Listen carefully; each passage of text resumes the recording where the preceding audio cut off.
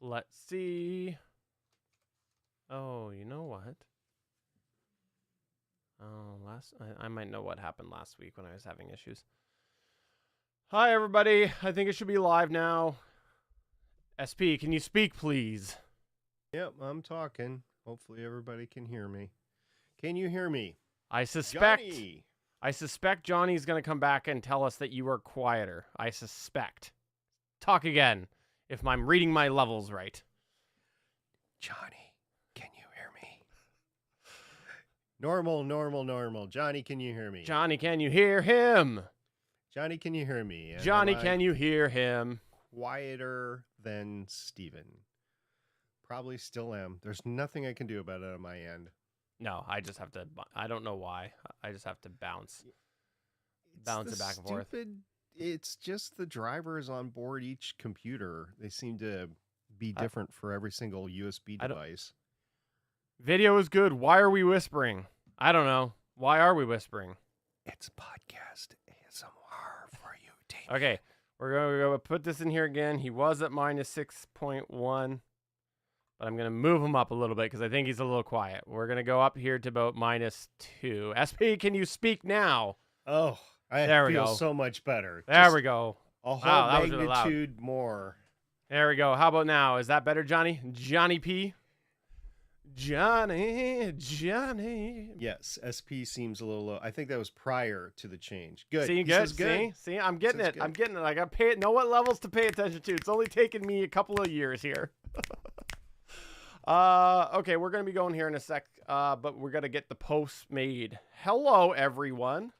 Oh, actually, I think I might be going out right now to my book face.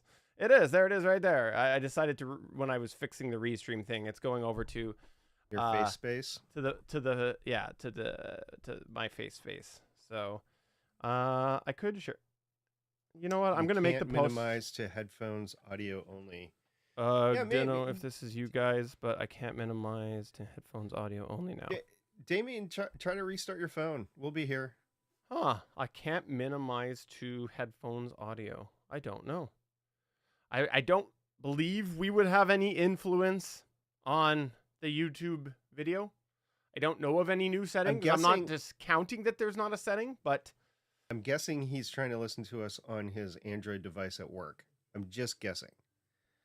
Yes, because I just don't know. I just can't think of where any settings that maybe they added something and I haven't done it yet. I'm not denying it. Could be. Okay, I'm going to share it to our Facebook page too. I brought up a meme.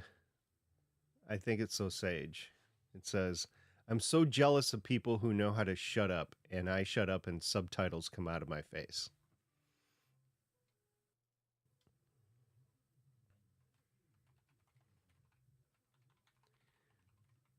I think that's funny. I'm sorry for the reaction. I was trying to share the Facebook, or the lack of reaction. I was trying to share the Facebook post. Let me say it again. And then, but I heard you. No, I heard you, but I heard you delayed. Now it's all right, there we go. What? I have never seen that. What's going on? Look in the chat.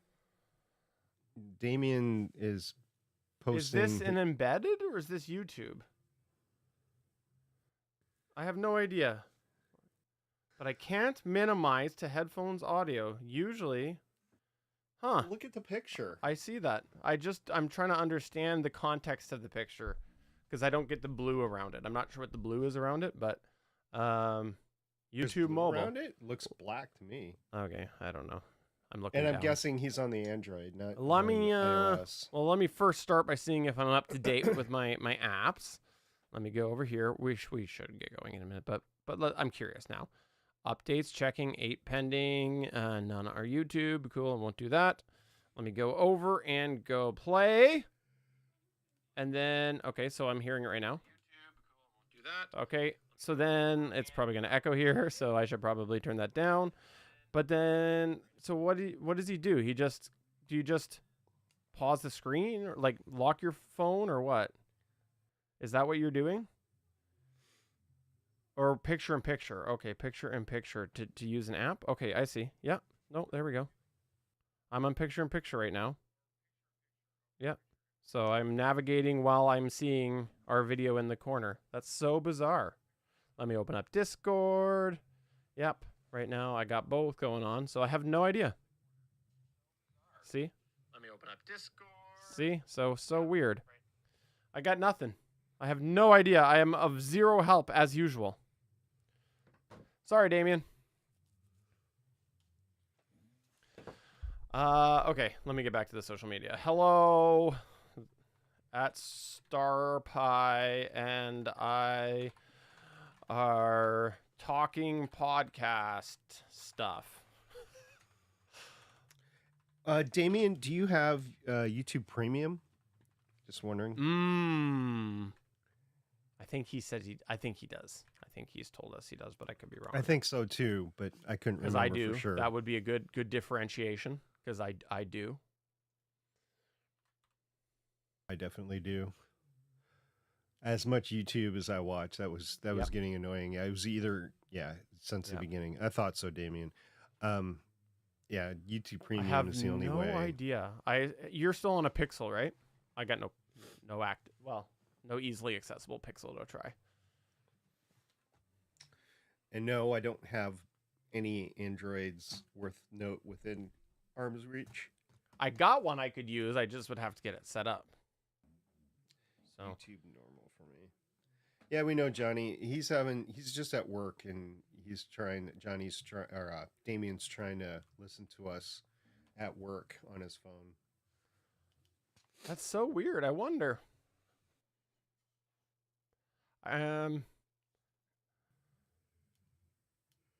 Yeah, I assume you've got an update before me. That would be my best guess because you're on a Pixel. That would be my best guess. USA. That could be USA. too. They do often. Companies do often delay. For some reason, the release up here. I suspect it's probably the bilingual factor. Because they probably got to do whatever updates because that's a legal requirement. Because the French in Montreal. Make sure there's lots of link to Poutine. Poutine. All right. Don't worry, we're not holding up for you. I'm about to go. We're about to go. We'll see how it goes today. Time will tell. Do you need me to press record? I think probably that would be advisable that we do that at some point, but it's not a requirement. All right, I don't care. I would prefer it. Okay. All right. A 3, a 2, a 1. Record. There. I am recording. The recording. Just to let you know, you're the only nut that I podcast with that does that. Well, everybody's got to start at the same time. I'm like, I don't care. That's because I like to use sense. I like to make things easier for myself later. Because I'm not afraid to ask people. It's not that much more. Doesn't matter. It all adds up. Not that much implies that it is indeed more difficult. Thus, actually, it's the same amount of time because no matter how it goes off, I would have to align the track.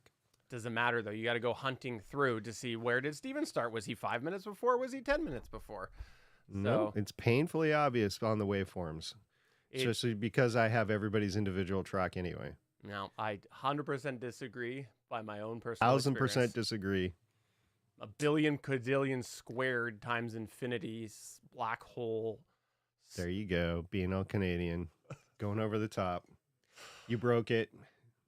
Everybody realizes it. Yeah. Well, one day you'll realize I'm right, so that's fine. Nope. All right, I'm good to go. All right, everybody, my iPad and iPhone sounds usually a little off compared to my iMac. Okay, I assume that is a you problem. Yeah, I don't even know. Your iPad, your iPhone. Yeah, that's definitely a you problem, Johnny. I hit record and everybody's tracks are already lined up. Exactly, but we use the local recordings. So, I see. I get you because you're recording in person. Damien, I got you. I get it. I get it. You I win. do it through OBS, You win. so it's the same thing. You win. That's okay. Pretty soon I won't be using SP's track anyways. His local track. I'll use the OBS one. Okay. Once I'm confident. Do you want me to press stop? Hell no. We need backups. Backups.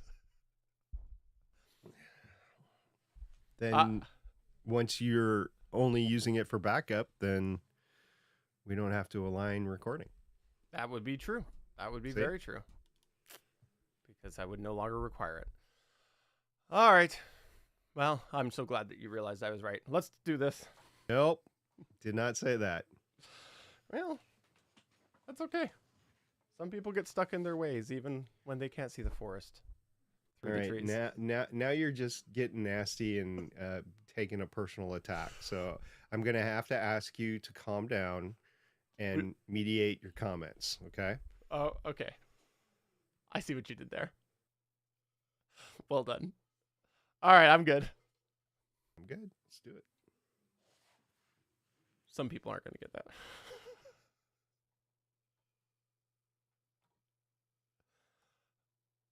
From Play Comics, a show where we look at video games based on comic properties and how well they stick to that comic book source material. A part of the Gonna Geek Network, just like the show you're checking out now. Shows on the network are individually owned, and the opinions expressed may not reflect others. Find other wonderfully geeky shows at GonnaGeekNetwork.com. Welcome to episode 310 of Better Podcasting. On this show, we discuss having websites for your show. In this week's Better Podnerings, we talk about a timely Canadian social media update with news about TikTok. And finally, in this week's Better Podback, we had a busy week as we round up a bunch of recent Discord conversations, including an L12 Brotherhood. Lauren, start the show now.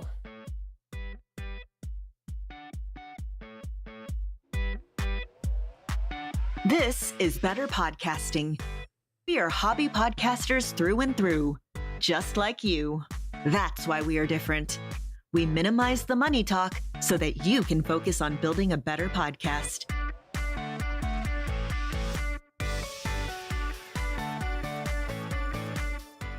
Welcome. Whoa. What's going on here? And you were clipping before. Whoa. Welcome to an all-new episode of Better Podcasting. I am Steven, and I am pleased to say the one you actually want to hear is here at SP. Hey everybody, how's it going? Hope you're having a great time with your hobby podcast, because that's what we talk about here is hobby podcasting. And we have had an exciting year. It's been a really productive year here on Better Podcasting. And we have just a few episodes left, and this is going to be a fun one today. Absolutely. And I would just like to comment to everybody, if you have not checked out one of our live streams for this season, well, the clock is a-ticking, because we are recording this today on Friday, the 8th of November, 2024, and our continued chaos of live stream recording dates continue through to next week, which will likely be the last week of recording our show. Now, we do have two actual episodes after this one. One is our regular seasonal episode or season episode, and then that will be followed by our seasonal episode of our gear episode, but we're going to probably record them both next week because we got timelines, but you won't be getting those until subsequent weeks. So you got yourself a couple more weeks of Better Podcasting goodness before our season finale is here.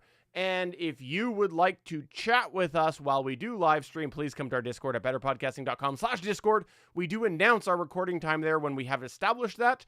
And we've really only got probably one more opportunity this season for you to check that out. All right. I like being checked out. If you also would like to talk about some awesome podcast stuff with our community, you should come to the Discord as well. As SP mentioned in the intro, we had a lot of chatter this past week in our Discord, and that just continues all the time. Lots of people talking a bunch of different podcast topics. Great community there over in the Discord. That's betterpodcasting.com/Discord. Are you ready to code our website and talk about websites, SP? I'm ready to talk about it, and I'm ready to watch you code it.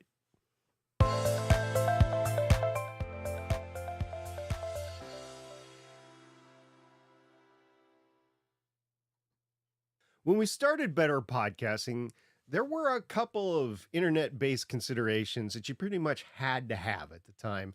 The first was, of course, a way to host your podcast and its RSS feed, two different things. Your podcast has to be posted somewhere in order for it to be dragged into somebody's podcatcher. But the second requirement was you needed to have a website. Stress on the needed. Wherein how you address the website portion was actually similar to how things are now. You could create a website independently, or you could potentially leverage your media host to take care of the website for you. If you're looking to build a website for your podcast in 2024, these are still the options in front of you. As we found out last season, it seems most media hosts are still providing the option of creating a website on their platform. Of course, how these look, what features are available, varies drastically from media host to media host. You can go back to season 4 of Better Podcasting to really get our thoughts on that. But while the opinions for and options for creating a podcast website remained essentially the same today, there has been a lot of evolution. All good? It's Friday! Friday's a good day. I screwed up my time codes. I got to add 8-minute to my Stream Deck time code should I need to use those, just so we're clear. Unfortunately, you will, but okay. But no, because there'll be the chapter markers in OBS, so it's only if OBS fails, which, yeah, you're probably right. I'll probably need to use it. I hope not. All right, 1 sec. I didn't open up the window I needed to here. What the hell happened there? Okay, here we go. And we'll go SP requeue. Okay, go ahead. But while the options for creating a podcast website remain essentially the same today, there has been a lot of evolution in listener expectations around a podcast website, including whether or not they're even looking for a website. So in today's episode, we're going to do an update of this topic on podcast websites, and we're looking at it from the lens of a hobby podcaster in 2024. Let's begin by discussing the first question. Why may you even care about having a podcast website? Well, consider this. Your audience is checking out your podcast from a bunch of different locations. Some are listening to you through their podcast app of choice. Others may be watching you on YouTube. Some may be finding your podcast on a web experience, such as a podcast directory service that allows direct playback. Heck, if you're really effective with your promotions, some people may even be consuming your content over on social media.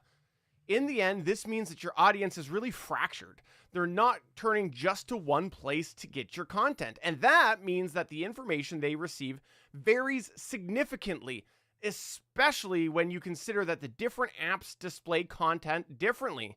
And some of your audience may not even pay attention to the content that is in front of them in their chosen method of consumption. So when you choose to create a podcast website, you create sort of this neutral space that can cross over all of these different methods of consumption. And then within your podcast itself, you can point people towards this neutral space, your website. This allows you to easily add information and features that can support and enhance your podcast. Some examples of ways that you might support and enhance your podcast include contact information, host bios, other affiliated podcasts, some back catalog information, maybe other formats like your video format if you're primarily an audio show, additional reference material to support your podcast, maybe even live broadcasts or events pages, companion blogs, merchandise stores, media kits, links to the different podcast destinations, a place to post transcripts, maybe some financial support information, and link to community discussion space. These are all things that can help enhance your podcast. It can also be a key way to control the brand of your website. If you're relying primarily on places on third-party listings, you're building your web presence dependent on somebody else's service. This can be very limiting to what you can do and cannot do with your web presence. What happens if they decide to retire a feature or worse, go away altogether? You might now be stuck without a useful web presence. So creating a website can also allow you more freedom of your RSS feeds hosting and your media hosting. When you develop a neutral brand or a landing site with your website, you are marketing a place that is outside of your media host that you can drive your traffic to.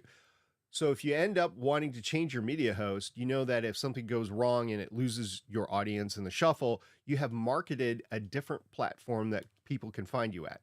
People can hop over to your website, find that you are still making content, and hopefully resubscribe or refollow as required.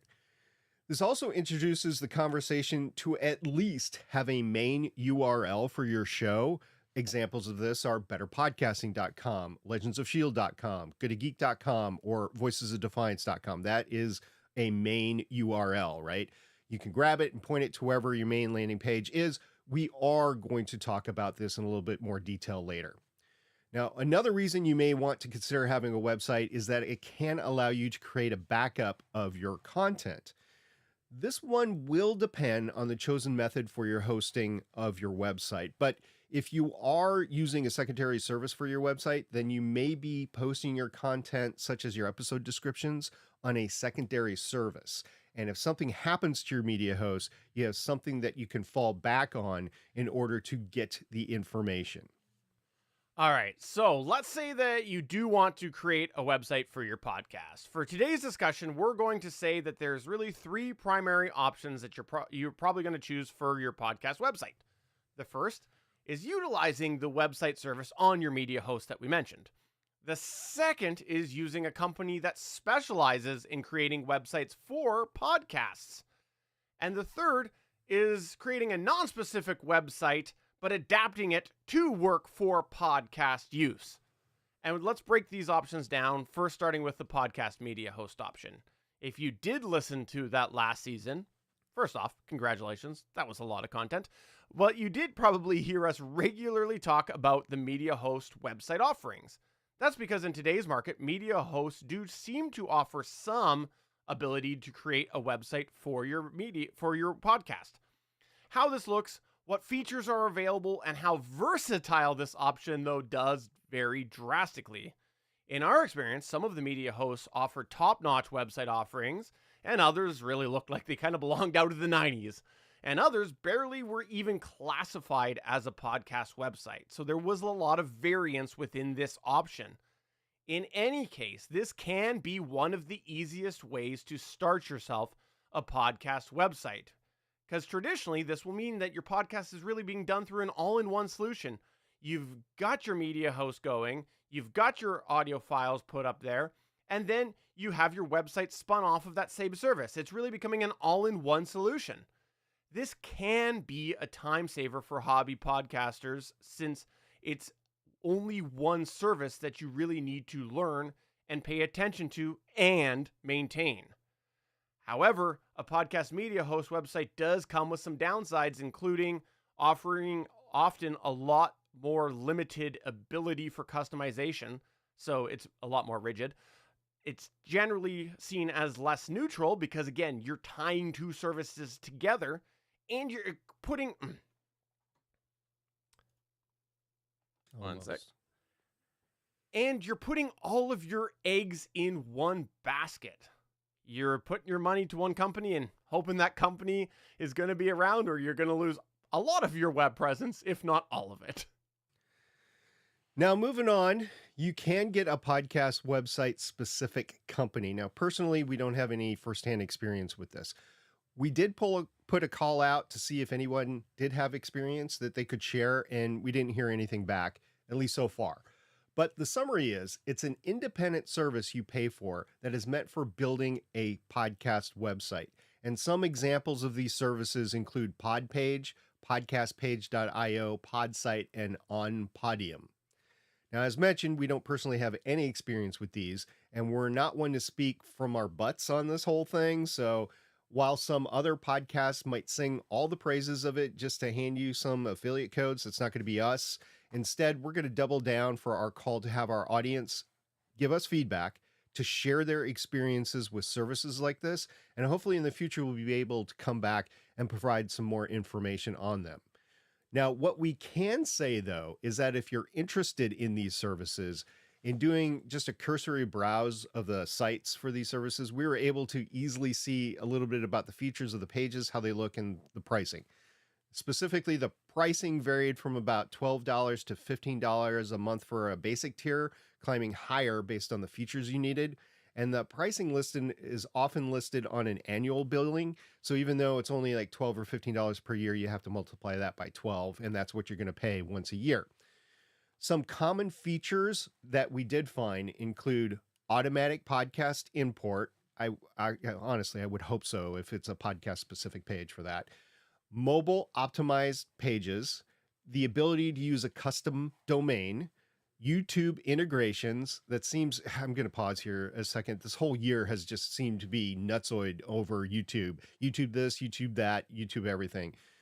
Not necessarily a bad thing, but just because I've been seeing it a lot, it just almost grates on you after a while. It's like, oh, yeah, of course, YouTube. So YouTube integrations. And the last one we noticed was the ability to create custom posts and blog posts. I think this is important because if you have a website, you should have the ability to do more than just podcasts, and that you could do a blog post for an announcement, if anything else. So there you go. And if you want to pay more, several of these sites offered elevated tiers to add more features.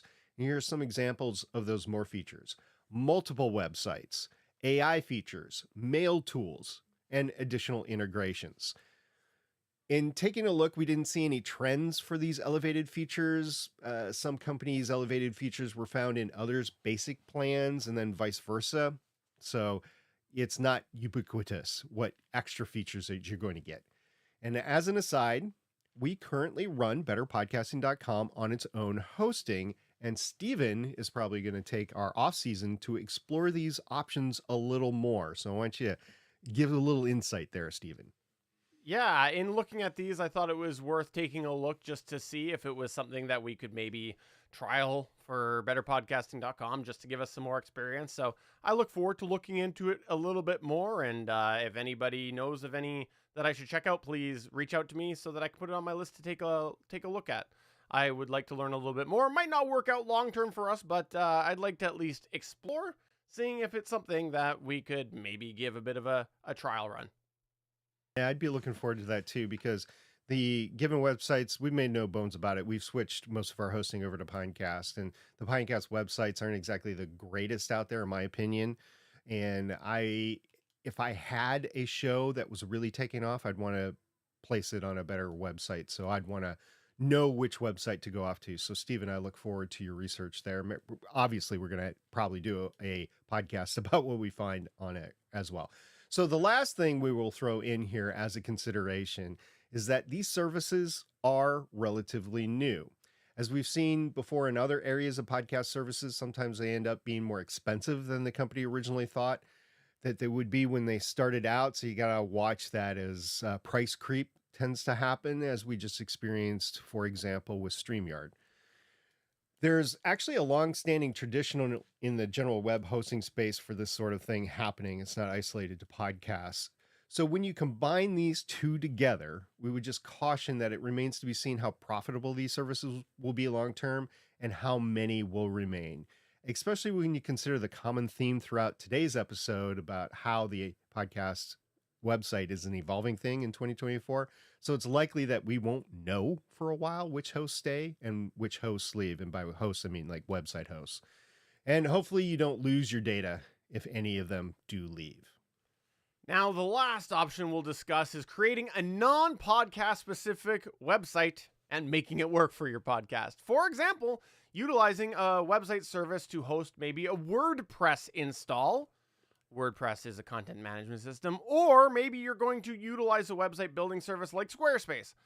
I think it's fair to say that this option has some roots in the past. We're not saying these aren't perfectly viable for options in 2024. Heck, we use them. But when we think about the essence of why we recommend hobby podcasters use media hosts for hosting their RSS feed over self-hosting their media, it's hard for us to track that same logic to something like running your own independent WordPress installation as being the top easy recommendation. We often recommend MediaHost for hosting because it's going to make the process easier for an average person and remove a layer of that technical mumbo jumbo. Basically, give the hobby podcaster more time to just focus on developing their hobby podcast. So, when a hobby podcaster decides they want to create an independent website for their podcast, it's adding an extra layer of complexity if they do have to figure out how to take a neutral website offer like WordPress and adapt it to work for podcasting. Think of it this way. Services like Squarespace and WordPress are used for a variety of different website needs. This could be a website for sports scheduling, or it could be somebody's online store. These things work on the same platform. And this means out of the box, these services aren't necessarily tailored or even lend themselves towards podcasting directly. These platforms are meant to be more versatile. This also means that the platforms might need some additional enhancements to really fit properly with podcasting. In this situation, we often hear the term plugins or add-ons used to describe the way that these enhancements are made to things like WordPress. This is because for a podcast website, traditionally you want readers or users of your website to be able to easily access information for the podcast itself, likely looking to get the episodes themselves and playing them directly from the same place that you host your media that is delivered through your RSS feed. While there may be some out-of-the-box solutions for adding media to something like a WordPress post, it's likely that you're looking to automatically have those posts imported into your website to save you some time, or at the very least, you want to make sure you're not just uploading a fresh version of the audio that isn't going to be in your statistics. No, you want to host it from your media host so that that traffic is tracked within your stats. For the podcast-specific services that we mentioned a few minutes ago, these features are included in a lot of these, and that's because these are must-have podcast features in order to have a successful business of creating a website for a podcaster. So you probably want to consider the same mind space. If they're adding these features to that dedicated podcast website service, you probably want to find a way to make it work for something like WordPress. Here's an example for better podcasting. We do use WordPress, and some of the key add-ons that we have added to WordPress include PowerPress, which is a plugin that is really meant to embed the media file into the website with here, you know what? I've been talking too long. You take that one. Go from the for example with better podcasting. Yeah, I gotcha. For example, on the Better Podcasting website, we do use WordPress. Let me recue that. For example, on Better Podcasting's website, we do use WordPress, and some of the key add-ons that we've used to adapt it to be a podcast system include PowerPress. PowerPress is a plugin that is used to embed the media file into the website with a player on the site, the player being the important part there. We also use Elementor, and that is used to edit WordPress pages in a more user-friendly experience. And let me tell you, if you've been behind the scenes of a WordPress install, anything to make it easier and more user-friendly is better. We also use the Second Line Themes Bolden plugin.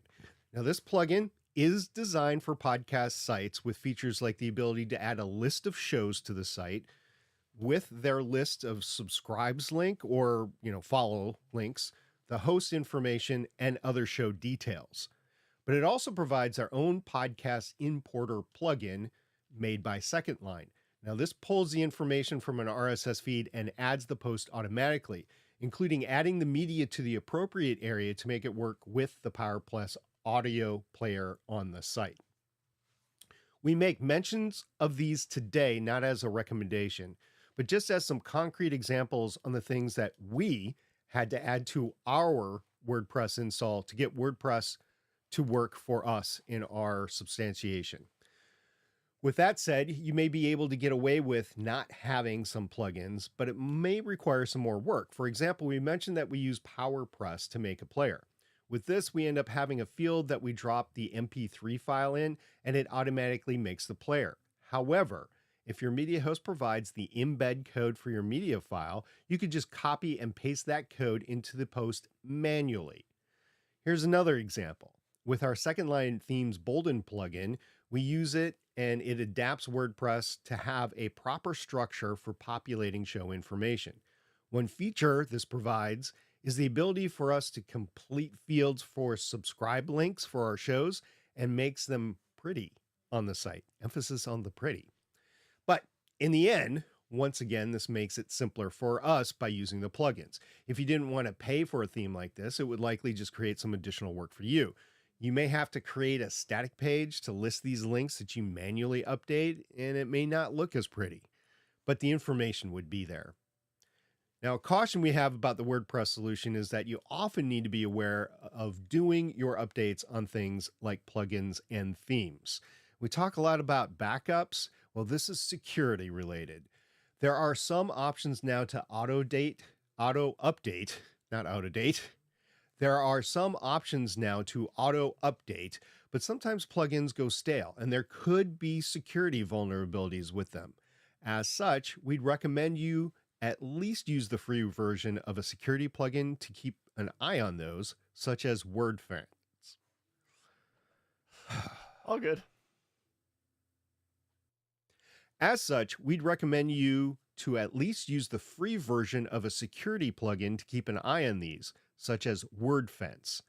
Or perhaps your chosen web host automatically takes care of these things if it's a WordPress package, but we'll come back to that in a minute. And I just want to say, we have noticed in the past couple of years, security vulnerabilities creeping into podcast-specific plugins as they just get old and need to be updated and present security vulnerabilities. We've actually seen it. So this is not just us saying it. And once these infiltrate your website, they could take the whole thing down. And then if your content happens to be distributed through your website, then your content would not be available in the podcatchers. So a lot of ifs there, but we have seen it happen. So with all of that said, even with our cursory understanding of the dedicated podcast website services, this option, the neutral website option such as WordPress or Squarespace, is likely to be the one with the steeper learning curve, and it's going to probably require a little more creativity on your part.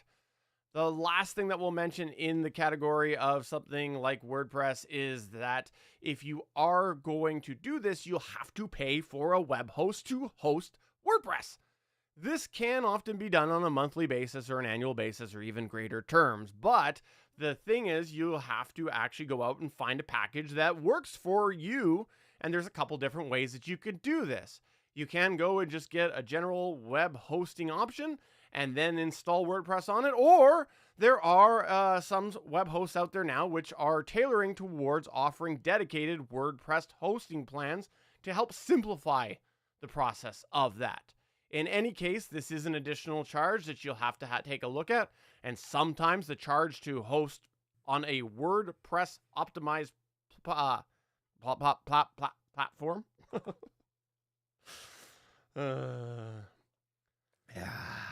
on a WordPress optimized platform will be the same as if you choose a different option, or sometimes it might cost you more.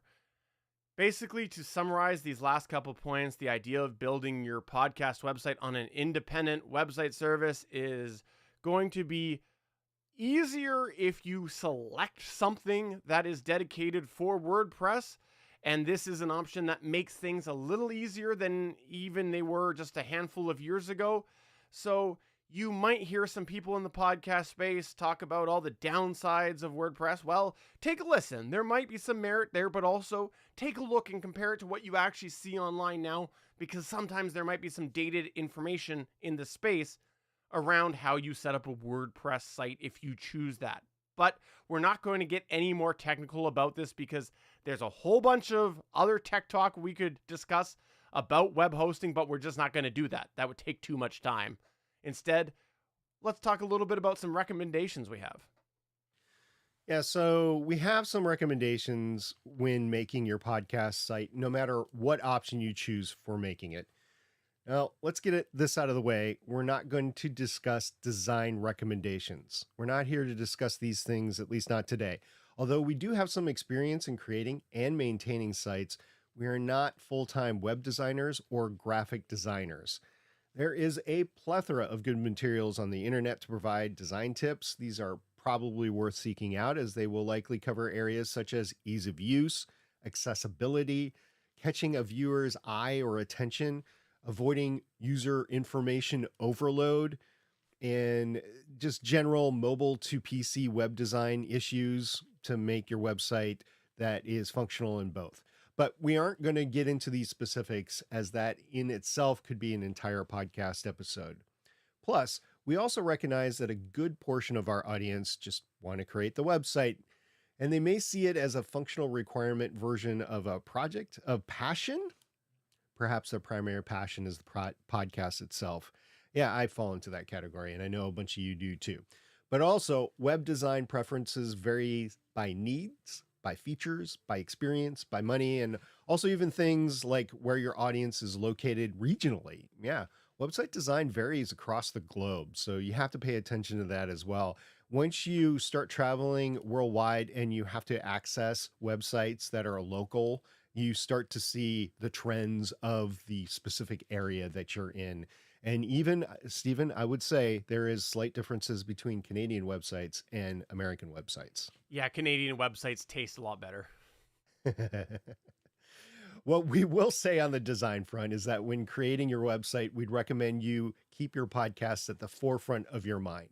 Can people easily find their way back to your podcast? If you're listening to this episode, it's likely that you've chosen to build a podcast website to complement your podcast, meaning that your podcast should still be the focal point. Now, if you bury your podcast details way down deep into your website, then somebody who does find their way to your website may not transfer directly to your podcast because they see a bunch of other stuff, but they don't actually see the podcast.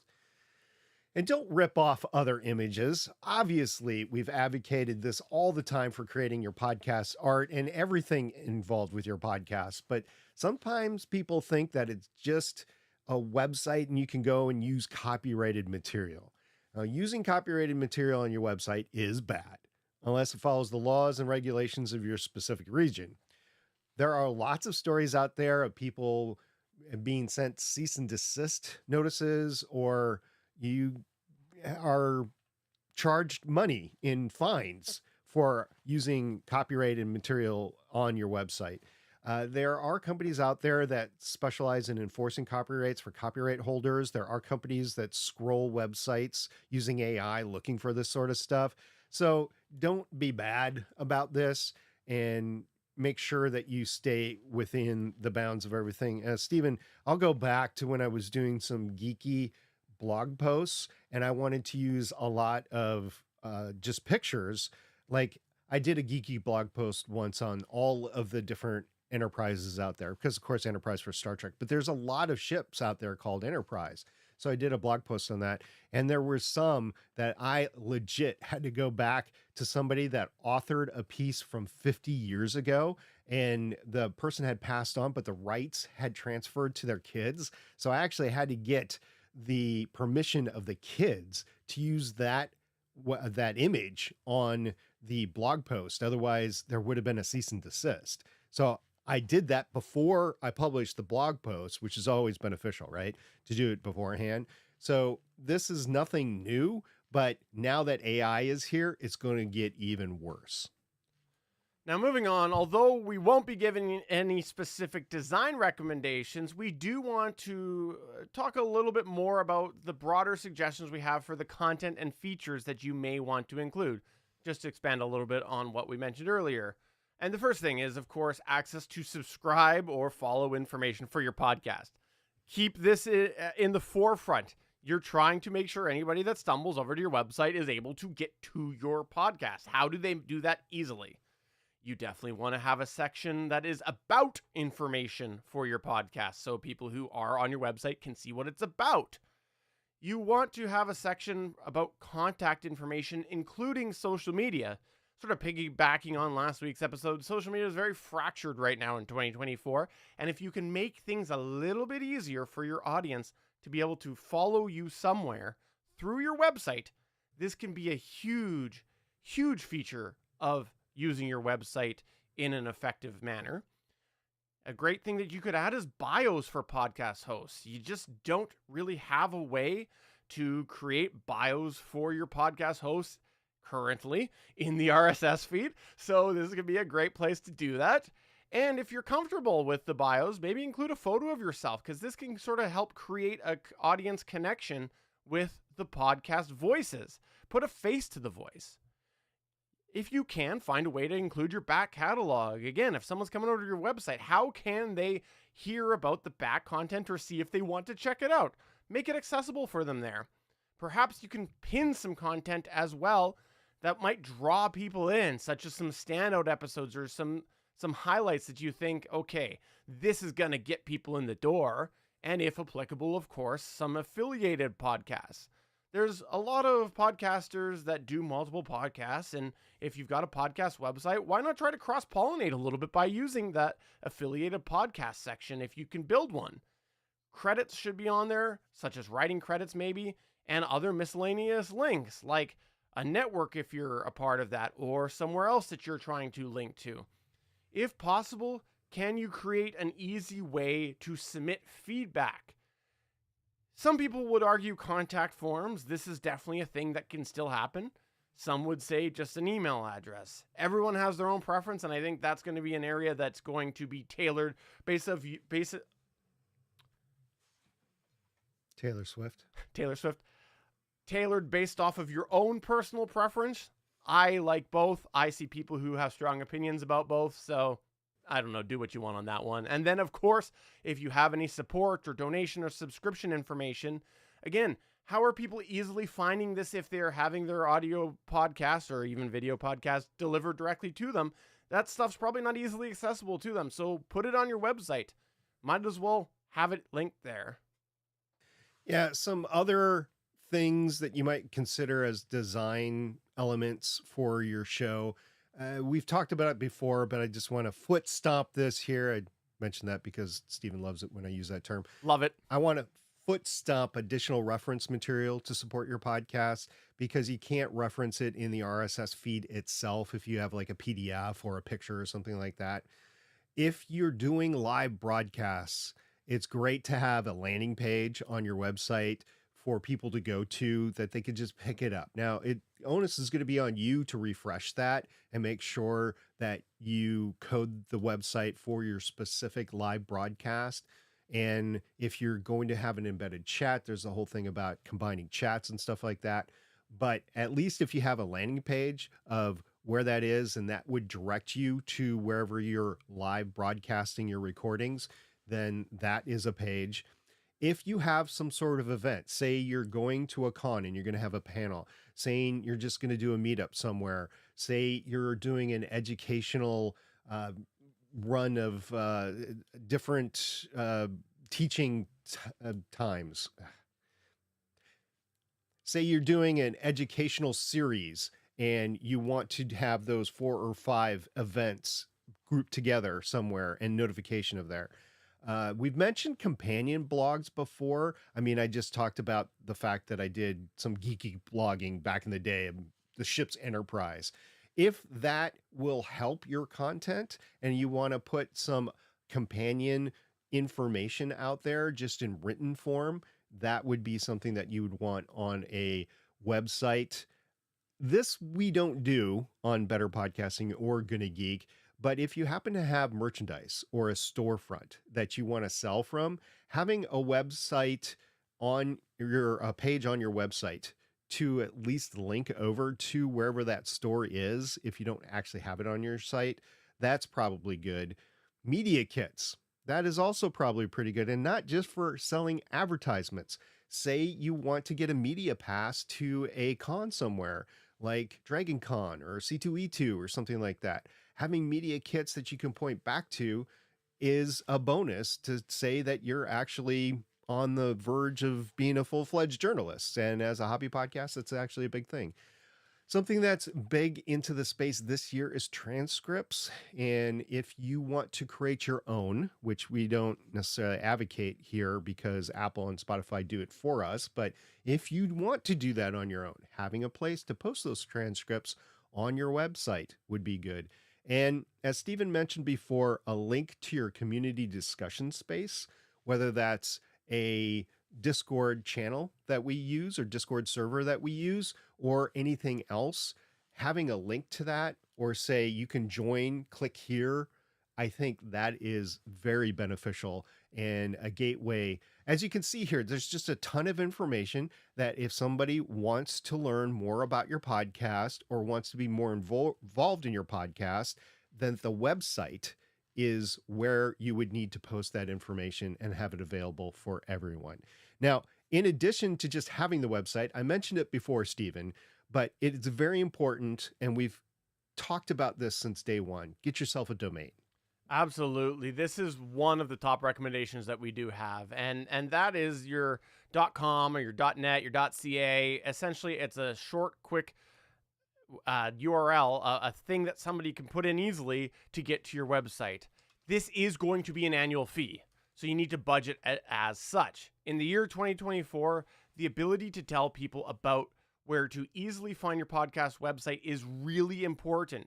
We've mentioned this a bit this season, is that there's a lot of different ways that people are getting your content, but you need to find a way to communicate easily to those people through some form of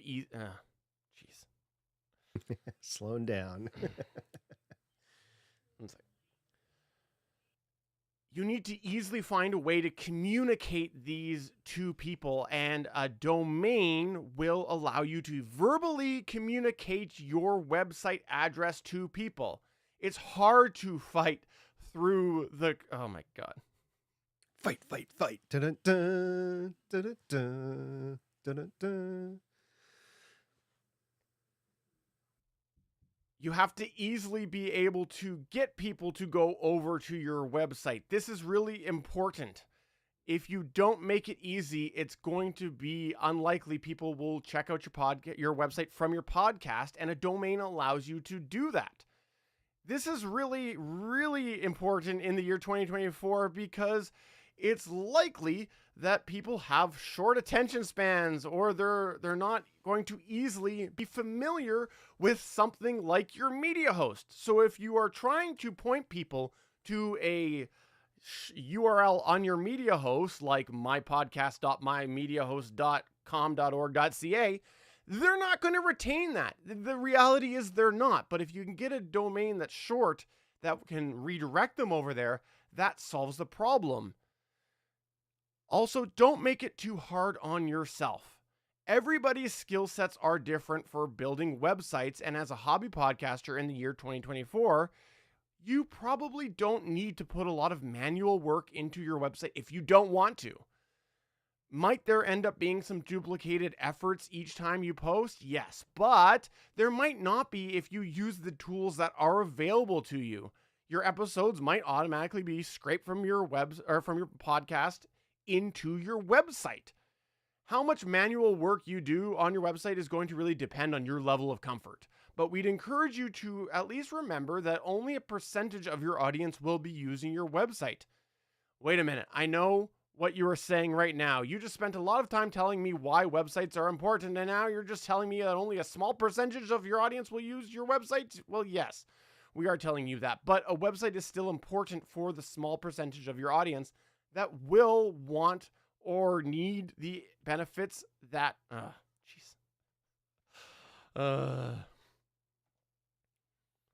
But yes, a website is still important for the small percentage of your audience that wants or needs one, and the benefits do outweigh the detriments. So yes, you should have one, and we'll come back to this in a little minute.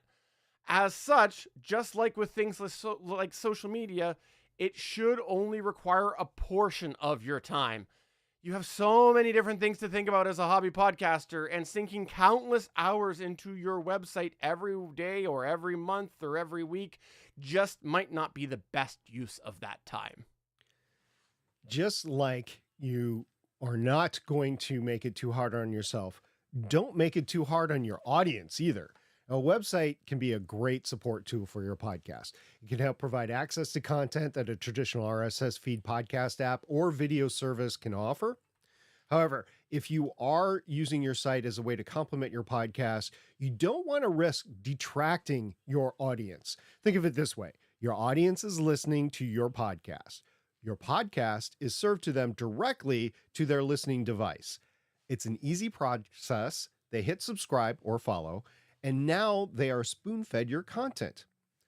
If you're going to have people go to your website for additional content, they should try to make it easy, or you should try to make it easy for them. If they are fighting to navigate multiple pages just to find the content that you referenced within your podcast, you're probably going to lose a fair percentage of your audience from doing that. That reduces the value of having the website to begin with. But it can also negatively impact your podcast. People have chosen to subscribe or follow to your podcast as chosen form of their preferred medium. Wherever they're actually consuming your show, that's where they're subscribing from. When you start to break from their preferred method, it negatively impacts their experience. So if you're making people go to your website too much, it breaks from their chosen medium and they might turn it off. So you shouldn't make it too hard on your audience so that your website supports your podcast rather than replacing it. If you can do short links, that can be helpful. For example, I love this. I've loved from the day one that Stephen made this possible. We say go to betterpodcasting.com/310 for this episode that you're listening to now. This is something that we can communicate by audio, place in our description, and it's relatively easy for people to remember. All right, so another recommendation that we have is about backups, because unfortunately we've seen podcast website services, and that includes web hosting services, come and go. Sometimes, I don't want to say that way. I want to say podcast services. Edit. Because it's not podcast website services.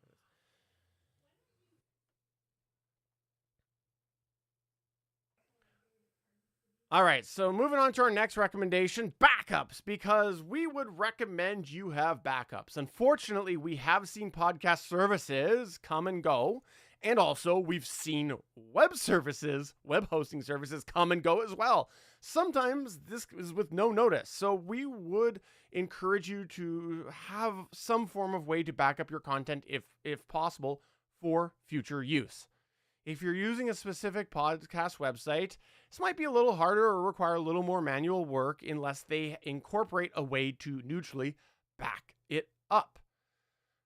Think of this. If the web service that you choose goes away tomorrow, what is going to be your fallback method to get all of that content? Hopefully you have a way that you can restore that, even if it requires some manual work.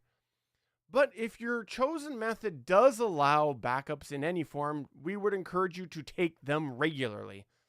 Work it into your monthly routine. Yes, that might mean that you're running the risk of losing a few weeks worth of content, but it is something that you might find the monthly backup process is the sweet spot for your time management. And in situations where you are limited to the backup abilities, consider what you're uploading to your website and try to keep local content copies of that. Hey man, we're almost there. And try to keep local copies of that content. Then you've got access to that if you ever need to re-upload later.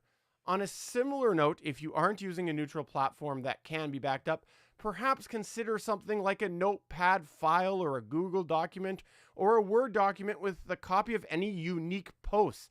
SP mentioned earlier about making blog posts. Well, if where you have those blog posts went away tomorrow, all of that hard work that you put into that is potentially gone. You probably back up your podcast itself. Think of the extra creative content like blog posts in that same light. You put time and hard work into it. We don't want to see you lose that hard work.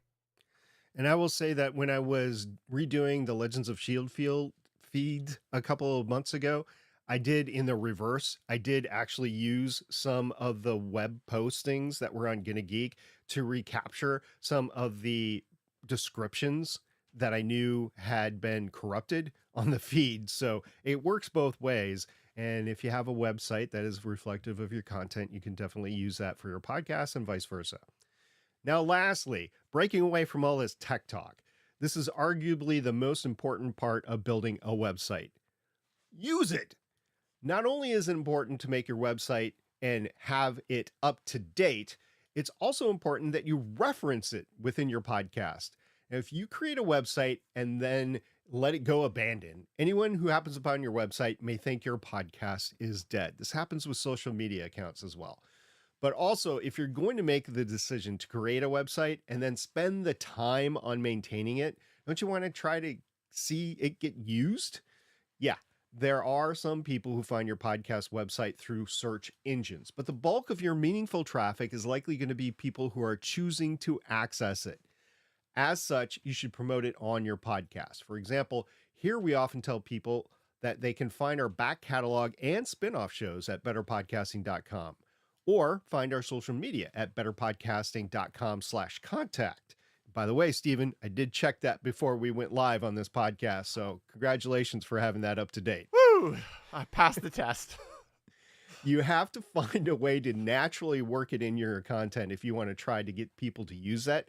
How you do that and what fits your podcast will depend on your podcast. But if you do want people accessing your website, you have to remember that repetition is going to be the key. People may not check it out at first, but if you repeat it enough, it may start to stick. And as a bonus, if you really want to try to draw some of your audience to your website, try creating a unique offering that draws them to your website, maybe some of those blog posts that we were talking about before, and then make sure your audience knows about it in your show. So now, with all of that said, everything we've been through, here's the question, getting back to what we sort of teased about 10 minutes ago, maybe 15. Do you even need a podcast website in 2024? Well, technically, no. We want to acknowledge that we wasted your time today. Just kidding. Jokes aside, we do want to acknowledge that you actually don't need a website. We mentioned earlier that the pros outweigh the cons, but technically you don't really need one. There are definite benefits, though, to having one, as we went through today. But we did want to...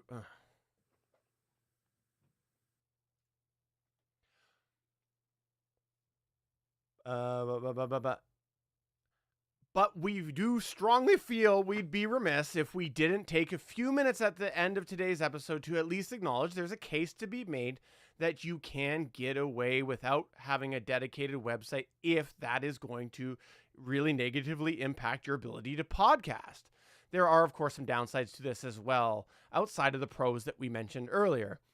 Now, what makes it possible in 2024 to potentially not have a website? Well, let's start with the user consumption habits. As we mentioned earlier, a lot of your audience is likely getting your show through their app of choice, and many of these platforms have done a good job of presenting your content in a much more visually appealing way than once was many years ago in podcasting. Heck, even in our media host quest, we determined that out of the box, there are some media hosts that are just making a website automatically for people that looks pretty darn good.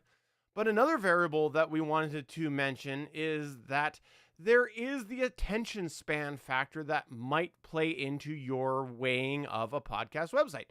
The idea of moving people from your podcast over to your website is one that has been a unique challenge for a while, but the modern trends in 2024 are making this more and more difficult, and it needs to be called out right now. This trend of people wanting to be spoon-fed their content is only getting larger. People are only wanting to stay on their platform of choice in greater numbers. In 2024, it is harder to get people to use that website, and we wanted to call that out specifically. It's important as hobby podcasters that you know some of the challenges that you're going to face with the different aspects of podcasting, and trying to get people to move from your podcast to your website is going to be a heavy lift. That makes it less important than once was a few years ago of having that website. But again, some will notice if you don't have it. We also want to acknowledge that some of the benefits that come with the website might not be used as much in the current era.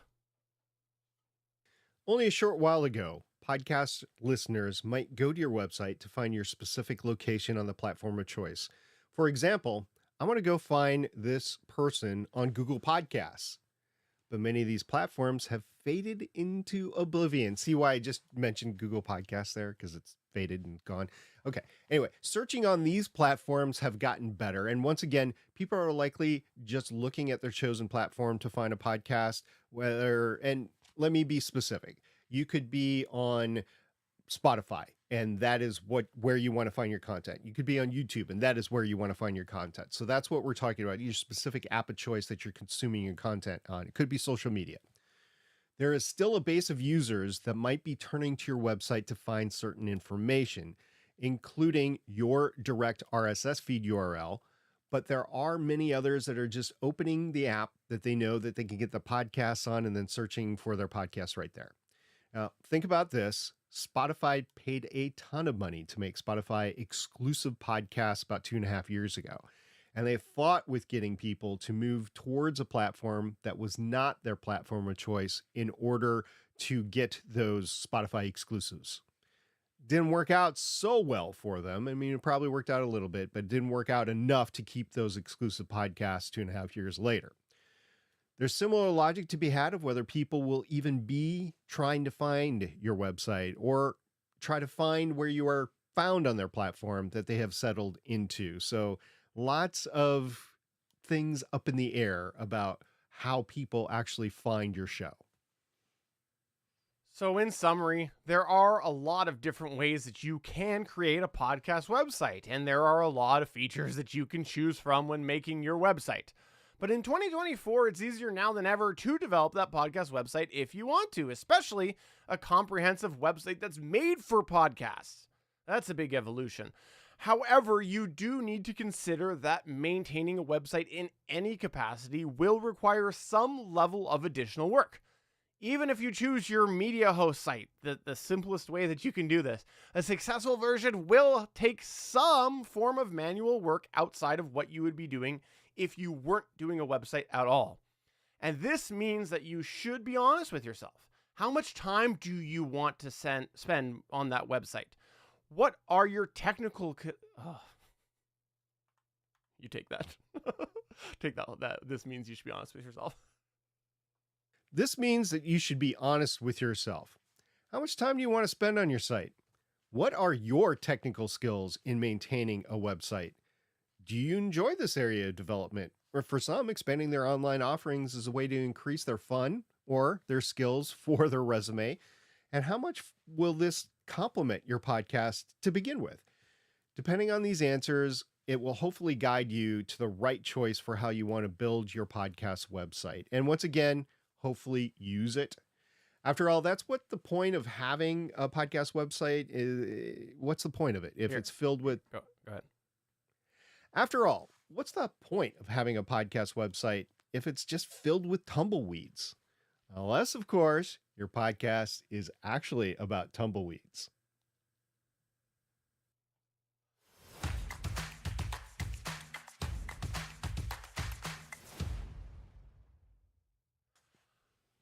All right, let's get to the better podnerings this week, which is a short one. It's a single discussion point today. We knew the website talk was going a little bit long, and it's because we can only offer you a little bit of time to recuperate after we talk about Canadian news. Yeah, I saw this in the document, in the show doc, and I was like, oh yeah, this is entirely up Steven's alley. So the summary is that breaking this week, the government officials have decided that basically the Canadian federal government has ordered TikTok to shutter its Canadian operations. Canadians will still be able to use TikTok, but there has been a mandate down from the federal government to have TikTok shut down its Canadian operations. Now, why did I want to bring this up? Well, I wanted to bring this up because I think it's sort of a bit of a statement of the evolution of social media right now. We are in a big state of flux. And this is something that this is causing TikTok, huge booming platform, lots of Canadian content creators, lots of Canadian TikTok users, to shut down its Canadian operations. Now, there is some differentiation that I wanted to bring up between Canadian TikTok creators and some TikTok creators around the world. Canadian TikTok creators weren't necessarily making a lot of direct money from TikTok because the thing called the Creator Fund does not exist in Canada. So there wasn't this pool of money dipping in to for content creators to dip into. So it wasn't, I guess, a monetized platform as much for Canadian content creators as it was elsewhere. But people were still creating content, probably making money through Elsewise. And obviously, these content creators will still have the ability to create content. And at the moment, users will still be able to consume TikTok content. But I do want to bring up the question of what will happen to the Canadian TikTok experience. Obviously, TikTok decided that they needed to have offices in Canada for some reason. What was that reason? I don't know. I don't do their books. I don't know anything about it. I have no idea. But there's some reason they felt they needed to have a physical presence in Canada. Was it things like marketing? Was it other business-driven reasons? Once they're forced to get out of Canada, what's going to happen with the way that the TikTok app is used within Canada? Is it no longer going to have an experience that is tailored towards Canadian content for Canadian TikTok users? Will it change or will it remain the same? I can't help but think that if they invested in actually having physical locations, there will be some form of detriment to removing those, even as much as maybe reduced revenue. And if that's reduced revenue, I just could see there being a negative impact on the Canadian TikTok experience. So we'll see what happens with this, but I wanted to bring it up because it is very timely with what we were talking about just a couple weeks ago about social media and the way things are evolving. And as a Canadian who uses TikTok for consuming content, not creating content, but has considered creating content, it makes me put a little pause and want to see how things maybe shake out a bit. This is a fascinating subject. I'm not going to get into any of the political sense of anything, but I will dance around it a little bit. So why would any government have concerns over social media that has its origins, may or may not be owned, but has its origins within another country that might be considered a global competitor, right? So the first thing that comes to mind is aggregation of personal data. Now, I know there's been a lot of things that have been put in place to protect that, but at the same time, through aggregation of information, you never know exactly what somebody is going to be able to get when. Matter of fact, some of the things that I've seen on a company that provides this sort of information to grocery stores, it almost makes me want to throw up in the amount of privacy that we don't have. So that's one concern. If you have never thought about this in the way of concerns, that's what I'm talking about here. You might be well versed in it, but for our portion of our audience that just loves to use any certain social media, no matter what it is, and that is going through this, I just want to throw out some of the considerations that is being thrown out there. Another consideration is the fact that it can control the flow of information through algorithms, and it can repress certain information and it can lift up certain information, right? So through that, you can consider undue influence on a country's population. So is that important to a nation or not? How can other players in the global competitor that is the origin of the app, how can they actually do it? And for the apps that originate in America, it's the same thing across the board, right? Across the ponds or whatever. So you have to consider those factors as well. And as Stephen mentioned, there's a monetary aspect to all this. And the fact that Canadian creators were not being able to be paid through this app is, if what I gathered correctly through this, and maybe I'm wrong, but that's what I'm getting out of this. No, that's the case. It's kind of the common joke if you saw Canadian creators is that they didn't make money on TikTok. Okay, no well, I don't have TikTok, so I wouldn't know. I don't really pay attention to it that much. But so if that's the case, you want your individuals that are actually applying their creative time and talents to be able to be compensated for it, because it's truly being seen worldwide, or if the algorithm allows it to be worldwide. So your people that are being engaged should be compensated for it. So maybe not a national security concern, but maybe a national economic concern. So those are the considerations that I can see when it comes to any social media, whether it's TikTok or whatever else out there.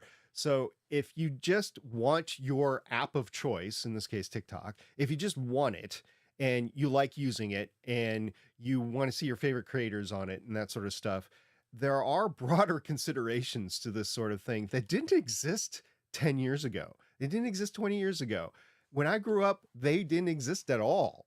And to have a person that's grown up in the modern age, like my kids were of age around 10, 12-ish when the mobile phones, the smartphones first came out. That was really the impetus of all this stuff. And they always have had it available. Stephen, your kids have always had it available. So you have people that didn't grow up with this trying to make policies to protect the younger generations that might not want to be protected or might not realize why they need to be protected. So like I said, it's a fascinating subject. I'm not going to be pro or con of any of this. It's just these are some considerations, and it can induce a great discussion, which we're not going to have right now. The last thing that I want to throw in related to this is bringing it back to the hobby podcaster, because as hobby podcasters, you might not be looking to monetize a lot of your stuff. If you're like us, it might not be a priority. So you might not be affected by something like this if you're a Canadian podcaster. If the algorithm remains the same, you might just be carrying on. But it might also shift what is an effective social media if the algorithm does change. You might have been having a lot of success promoting your podcast content through TikTok clips or something, and now all of a sudden you see your numbers drop off or something. So I guess we'll wait and see. Yeah, that's the practical application for podcasters, but it could be relevant to whoever uses the platform. This is where we here at Better Podcasting turn the show over to you as we run through some of your feedback. We call this segment Better Podback. Let's kick off the Better Pod back today with a piece of feedback we got while we were actually... Well, that's the wrong one. I need a faster way to get my notepad window open.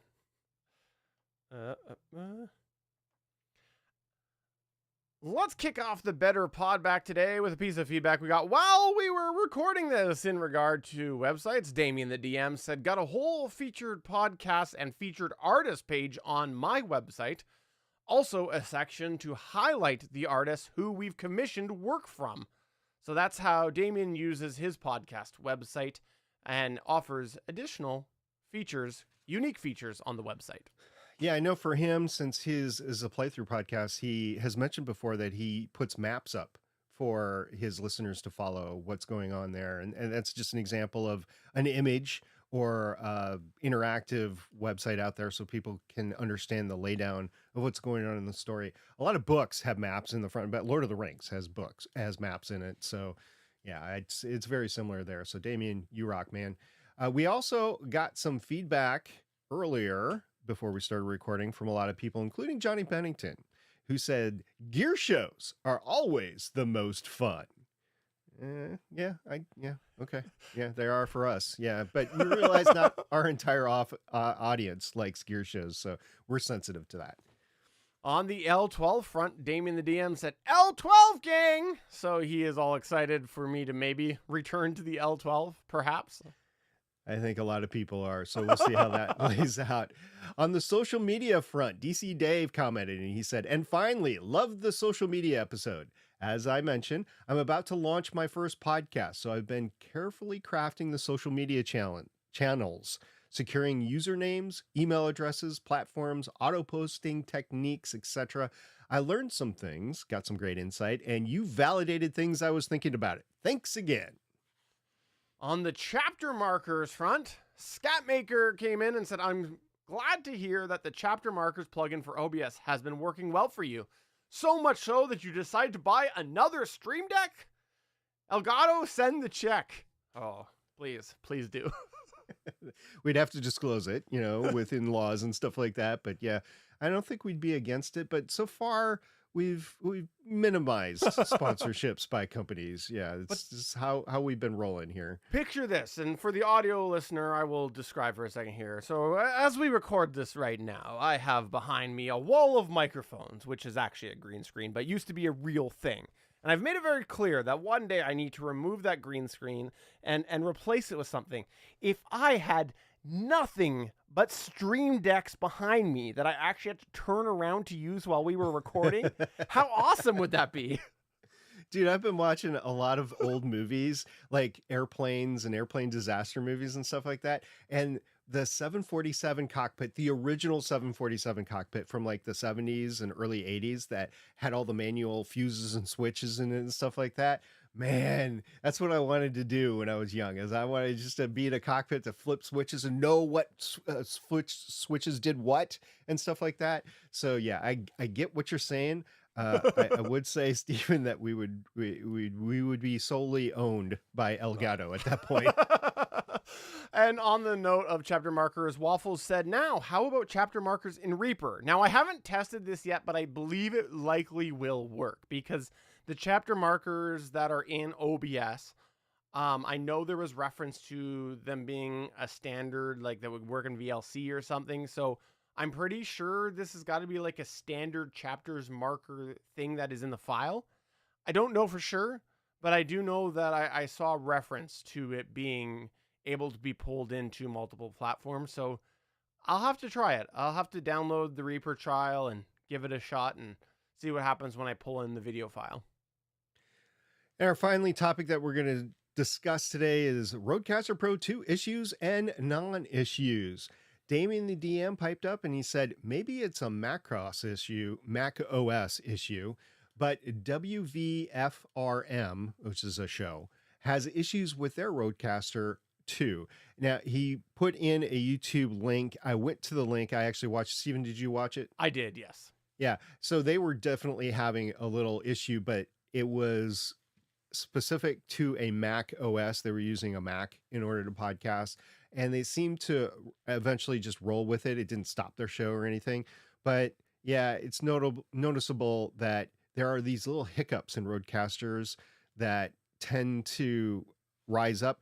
I'm really curious now that they have the Rodecaster video, if the same sort of issues are going to start happening with people as they try to do their video switching and streaming. So that's going to be interesting to watch, right?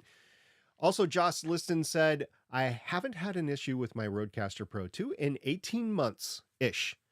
And unfortunately, the reason is I stopped updating it when they released a stable version at some point in early 2023. I'm essentially just running with a, if it's not broken, don't update it philosophy, which is just sad, to be honest. I'd rather be able to explore to the new features and updates on a regular basis, but the risk of the unit crapping its pants when I'm recording, yeah, that's a visual there, when I'm recording just isn't worth the risk. Again, it's a shame it's come to this. Now, I think I mentioned in there, and if I didn't, I'm just going to mention it now, that I've been forced to upgrade both firmware on the Rodecaster Pro 2 itself and the Rode Central software in order to transfer files after I get done recording. And it's usually like on a Tuesday or Wednesday night, I just get done recording and I try to transfer it and say, no, you can't do it. You need to update your firmware or software. It's like, son of a, because I just want to transfer the files and get going. So the way Josh is using it might not be linked up that way. He might not be transferring files that way. And if you're not, I think you can get away with it. But if you do transfer files using the Rode Central software to open up the SD card to put it in transfer mode, to open up the SD card and move things over, you're not going to get away with it. They automatically force you to upgrade. When are we going to get Generation 3? I know. I get their desire to do the Rodecaster video, but if they would have made a Rodecaster Pro 3 that was stable, and maybe that's what they're doing, Stephen. Maybe we can hope that maybe they are beta testing the crap out of a Rodecaster Pro 3 and they have units out there that people are testing for like months, trying to ascertain stability issues and reliability issues, maybe we can hope, but I just don't think that's the way they roll. Can we get an alternative brand to actually give us like a real comparable product? Like, please. Mackie We almost did. Mackie and then was Rode the only bottom. one, yeah. Yeah. And it's like, you know, the Tascam Mixcast 4. Yes, the reason I stopped was because I was having some issues with the multi-track interface mode. But even putting that aside, it didn't have the same features as even the Rodecaster Pro 1. So it's like, it was close. It was very close. And there's some things I liked better about it. But it still wasn't an A to A alternative. Yeah. So we'll see how this goes on. Yeah, granted, this is a huge level of gear for the price available for us today that just wasn't available. For $10,000 15 years ago, I couldn't get anything that was like this, right? What was the TriCaster that was like $20,000 or $30,000 for the switching? I'm not sure. I was waiting for that podcast equipment with a signature edition. There's that too. So yeah, there's that TriCaster out there, which was an ability. It was a switcher, if I remember correctly. You could plug in different cameras and it would switch and be able to bring in guests via that way, even if it was on a monitor behind you, which I think was hokey as all crap. But it was available, right, for a certain price tag, and I think it was on the order of like $30,000. This and even the Rodecaster Video, orders of magnitude less, makes it more affordable to everybody. It's just a pain in the butt when the software craps out and it doesn't work, or in my case, when the hardware craps out and it doesn't work. So yeah, it hasn't been a panacea, and I think Rode wisely did a phenomenal thing, and they gave out all that gear for free. That just shut up any critics, because as we saw, there was very little criticism of the original Rodecaster until you mentioned some stuff, and then people started to talk about it. Well, maybe in the future we'll be having another conversation. Maybe. Yeah, we'll see. We'll see next year. When you think the gear cycle is going to be next year, in the summer around Podcast Movement, you think? I don't know. I have no idea. I'd have to go look at the historical information. Yeah, I'm not sure. I'm thinking we're looking at Podcast Movement plus or minus a month for when gear comes out next year. I guess we'll see.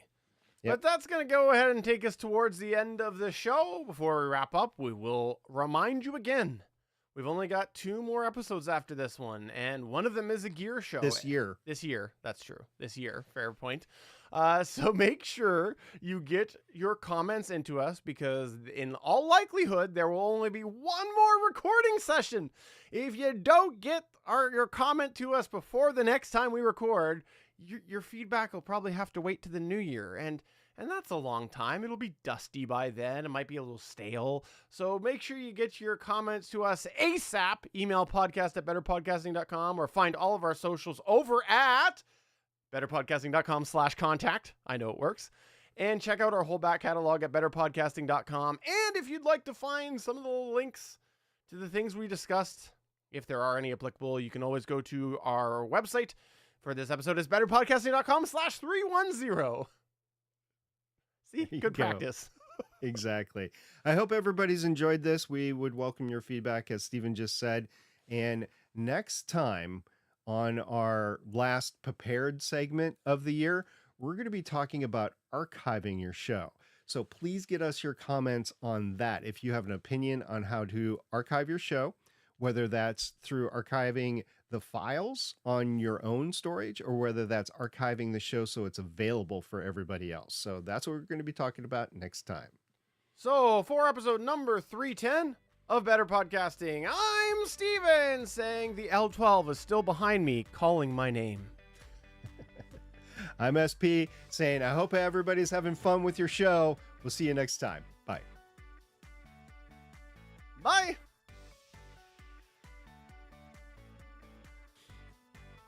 BetterPodcasting.com/CA. Thanks for checking out another episode of Better Podcasting.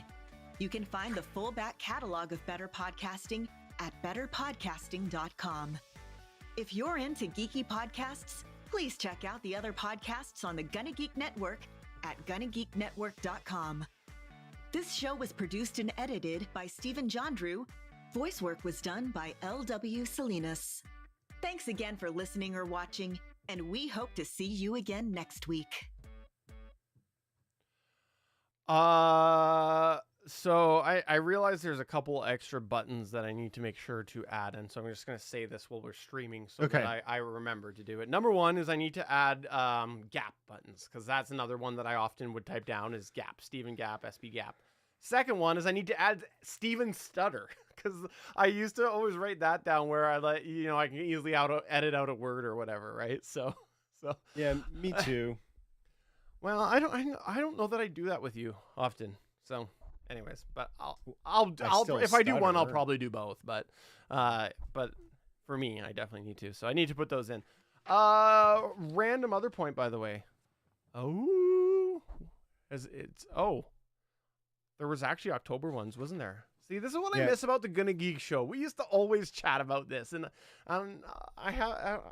it's been neglected the last couple of Yeah, years. I don't know if you can read it or not. I don't know. I if can, you yeah. can. It says Read underneath the main title there. Canada's 2024. Oh, it's a W. It's a W. W is the a channel in Canada. The W channel. I'm sure there's something like this here in America, but somebody sent me this. And I was like, okay, I'll just roll with it. And Canada's 2024 premiere checklist. Okay, I wanted to make sure I wasn't being just like a DB. But W Network was established in 1995 as Women's Television Network. That's Okay. I guess what the W stands for. Okay. And December 2000, Shaw announced it intended to purchase Moffat. Oh, I guess that must be who it was. And it would sell WTN. Okay, I don't know. Anyways. Apparently W Network now has reoriented its programming towards scripted television. Interesting. So, Well, it's cheap and people watch it, so yeah. Thanks everybody for coming on by. We hope you had yourself a fun time. There's something I was going to randomly ramble about today. Johnny said, enjoyed it, guys. Thank you very much, Johnny. I hope everything's good for you down there. I know that you guys have a storm incoming. I don't think it's going to be a bad one, but it's still going to probably dump some rain on you, I think. So hope you stay safe, buddy. This is our first episode out on Facebook. Yeah. And I don't know. For some reason when I started hitting play, it was way behind. But anyways, yeah, we'll let everybody know when we stream next. We hope you had a good time, and Waveform. yeah, Damien said waveform. That was WVFRM.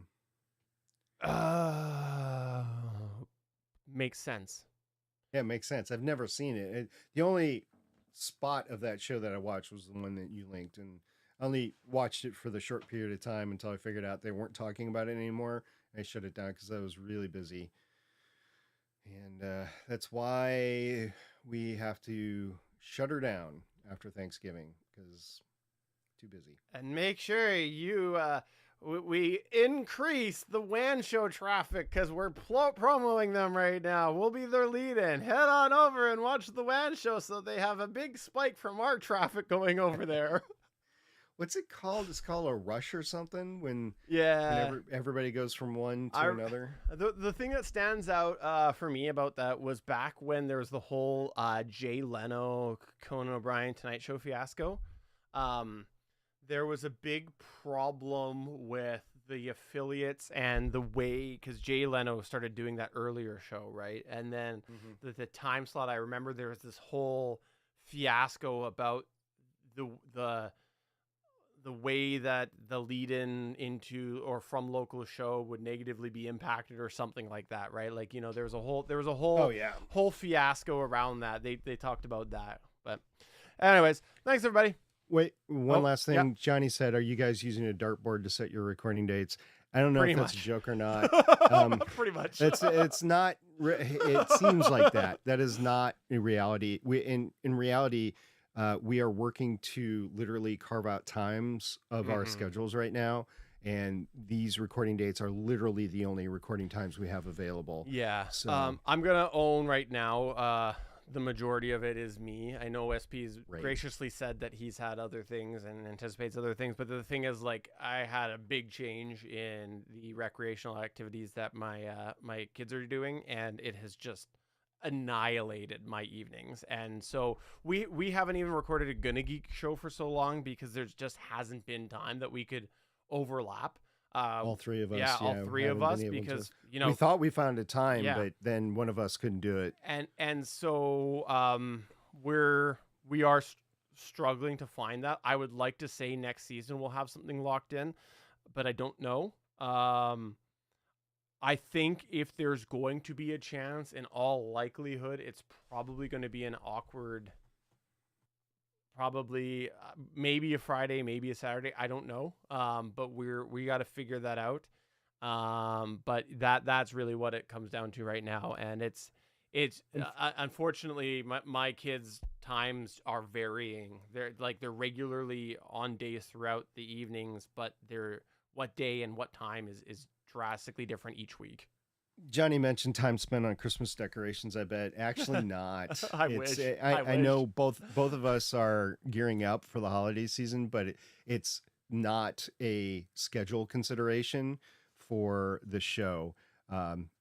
Like I said, we wish. It is based on other things. Stephen was open with his family stuff. Mine is 1,000% work.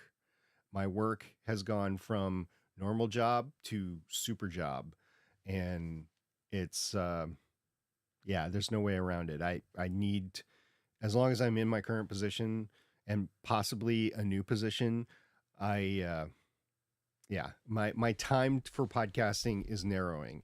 So we'll discuss that next season on Better Podcasting, the trade-offs that I've had. This will be me, and I know Stephen will probably have some things to say too, but we haven't talked about this, Stephen. Sorry. No. Yeah, it's definitely something that I want to talk about on next season of Better Podcasting, the trade-offs between hobby podcasting and real life, whether that's work or kids or whatever. So yeah, we are definitely going to be doing that. We've always been big proponents that babies are not podcast killers, which is true. But if babies eat up enough of your time, then it could, as anything, could affect your podcasting. And I'm not going to lie here, right? Like, we have been live streaming this for a long time at a regular date. But the live stream audience has always been this compared to this. And so, theoretically, like, I've been still getting it out on Sundays, aside from Canadian Thanksgiving, even when we record on Saturdays. Theoretically, we could just say we're not live streaming anymore, and you would be none the wiser, right? And then we would have that flexibility behind the scene. And I think that's an example on how babies are not podcast killers is that could have been a viable option if we wanted to put on a better face, to a better front. We would just say, sorry, for the indefinite future, we're not live streaming our recordings anymore. And we know that then if we did that, we would lose live audience if we ever chose to come back. But then in the front, you would still see a Sunday recording every single time, a Sunday release every time, a consistent time. In the background, we'd still be going through this chaos. But, we're a show about podcasting, so there's something to you guys seeing our personal chaos as well. And so we've decided to do this right now. And we know it definitely causes a problem getting people to the live stream. But at the end of the day, the live stream is not the priority. If it was, then maybe we would have a different decision on what we're doing. So yeah, I no longer live stream Legends of S.H.I.E.L.D. when I do that. There's probably going to be an announcement about that in the future, so stay tuned on that. The show is not shutting down, so other sorts of announcements. Don't want to panic people unnecessarily there. And the other thing I want to say real quick before we say goodbye is Damien said it's called a raid on Twitch when you send your live audience to another show. It's called a raid. Yeah. So thanks. Well, let's start a raid with the WAN show.